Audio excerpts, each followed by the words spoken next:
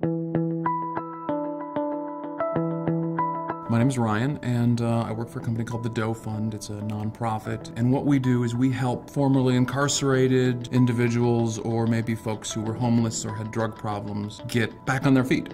Now we are testing the vSAN product in our disaster recovery site.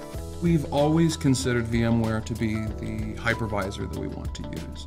And it's really a no-brainer when the hypervisor that you want to use also includes this virtualized storage. For the Doe Fund, it's the holy grail of storage. Looking into the future, we have a new facility. We would like to use VDI to provide some cost savings. VMware is certainly going to be our platform of choice. The vSAN product allows us to do that cost effectively.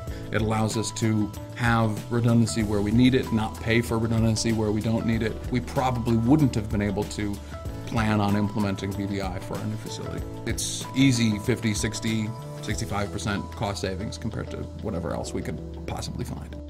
With Virtual SAN, we get that same sort of flexibility from a storage perspective that we gained from a compute perspective when we went to VMware. Software-defined storage from VMware is the holy grail of storage for us and for probably a large number of other companies. This vSAN product does exactly what we need from a redundancy, reliability, and performance perspective, and it allows us to push costs down considerably. We can't do that with any other product. Every product that we've implemented from VMware has been a success. You just have to look at their track record.